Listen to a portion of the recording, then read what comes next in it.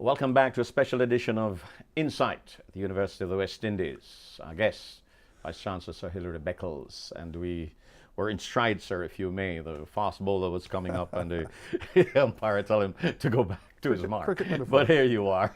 Yes. You were making the reference to the numbers in the region, in the hemisphere, and where did you come? Yes, so, you know, we did well in the Latin America, Caribbean cohorts of over 2,000 institutions and big countries with big economies and tremendous funding.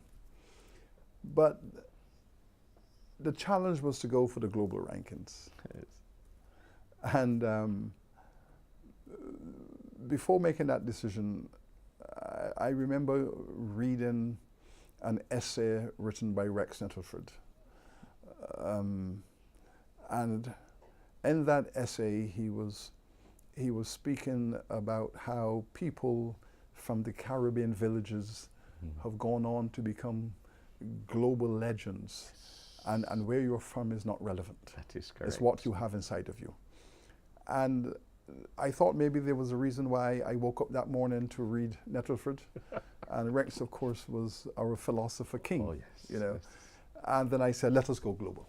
Let's go for the global rankings. There are 28,000 universities in the world. We are one of them. Let us see where we are. And that is precisely what Rex would have said.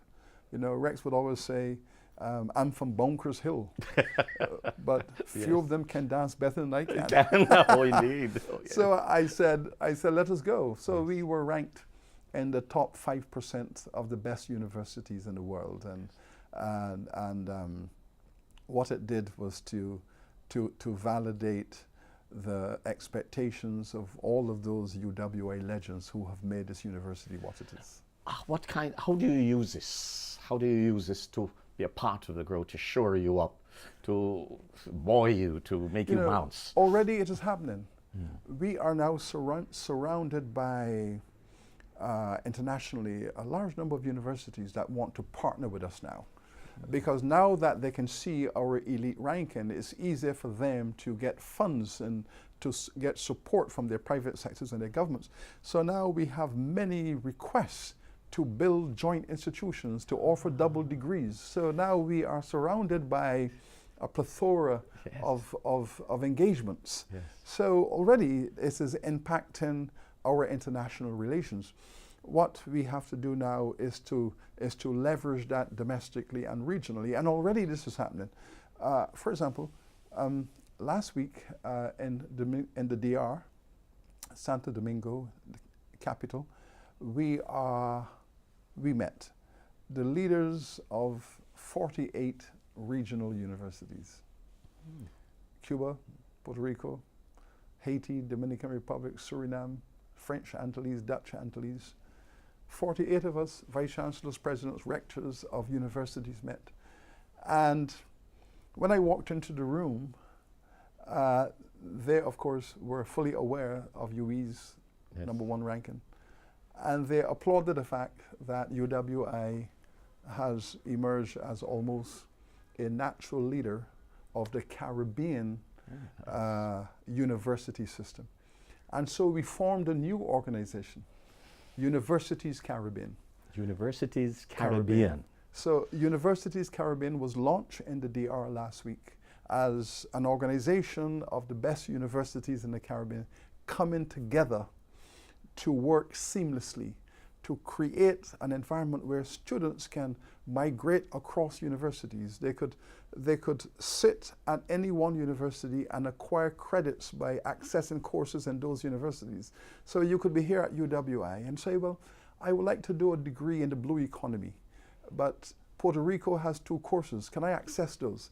The University of Shellshire in the French Antilles has a course on climate smart. Can I access those programs online from here? Yes, you can. So we agreed to all of those arrangements, and now we are putting the practicalities in place.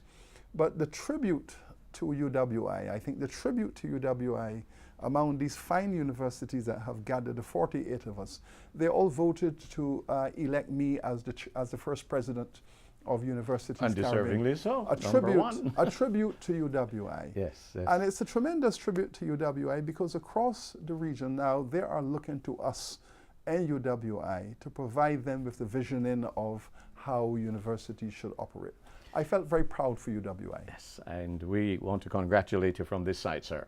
But, you know, we have to get into a little bit of this. You might not be very comfortable with this, but where did this little chap come from? Who is Hilary? Notice I'm leaving off the sir now. Who is Hilary Beckles? You seem so passionate even now, as if you've gotten a new lease on life and you're ready to go. Take us back from your birthplace. Take us back to your past. Well, you know, as Rex would say, a ghetto youth who too enough. A ghetto youth who too enough. Yes. Well, as I said, I joined the UWI straight out of graduate school. No, you were born, sir. No. UK. We're going to do this chronologically. I'm coming to that. Okay, okay. So, arrived in Mona as a Barbadian from the diaspora. Okay. I was born in Barbados, in a working family, and like many working families of my time and my space, disenfranchised, working. My parents worked on the sugar estates as laborers. That was my ancestry. Like many of my cohorts, I walked to school barefooted because that was the poverty in which we were entrapped. My parents fled from that poverty to England in the Windrush. So my parents were part of the Windrush. There were 50s Windrush, and off they went to the UK to live in Birmingham. And 10 years later, I joined them just as I was about to become a teenager. I was just about to turn 13, and I went off to the UK into Birmingham. Now, the importance of that for where I am now is that when I arrived in Birmingham, the black community in Birmingham was 95% Jamaican. Yes. So we were a Barbadian family in a Jamaican community. And so as a teenager, I was socialized into Jamaican culture. Yes. Because all of my friends, male and females, were Jamaicans. You're taking on CARICOM before CARICOM. Well, precisely so. In fact, I have 4 sisters, and they're all married to men from different islands. I have a Jamaican brother-in-law, a Grenadian brother-in-law, a Trinidad. So, but that was how. So I am a product of the diaspora.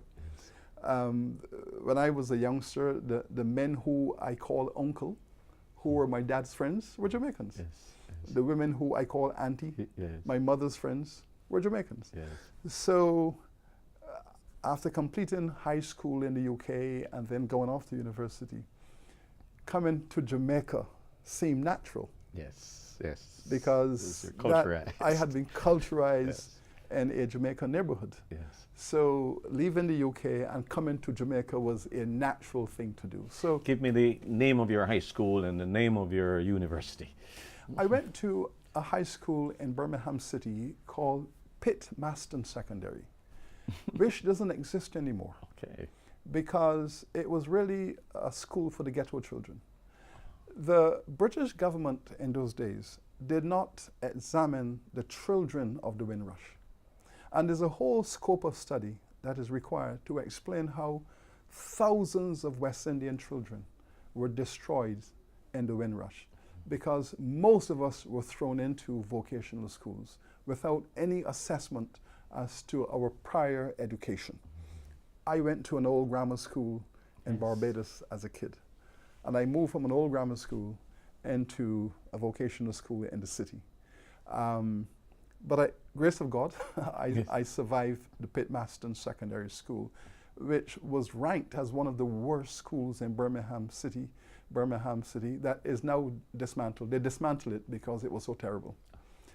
But I survived it, and then I went to a community college where I did my A-levels. So I did my A-levels in an adult institution for further learning. So at 15, I entered an adult community college called the Bourneville College for Further Education. The Bourneville College for Further Education was a community college run by the Quakers, the Cadbury's family. Oh. So the chocolate, yes, Bourneville, yes. The college was actually on the compound of the Cadbury's estate. Yes. And there I did my A-levels, and from there I went to the University of Hull. Hull. Yes. Ah. And that was a choice in many regards because I didn't wish to go to a university in the city, neither in Birmingham or in any big city. Because as a black youth, growing up in the inner city, I wanted to escape the inner city.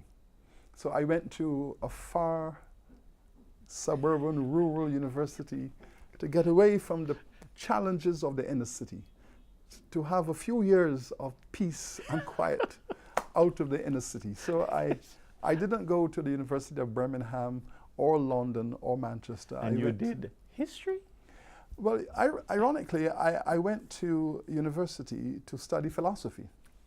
Oh. So I enrolled at the University of Hull in the philosophy major because at the time, at 17 years old, I was interested in philosophical inquiry and I wanted to be a philosopher, and that was why I went to study philosophy. That was my orientation. Gonna ask you to excuse me as I take another break on The Insight as we come to you from the University of the West Indies. We'll be right back on The Insight.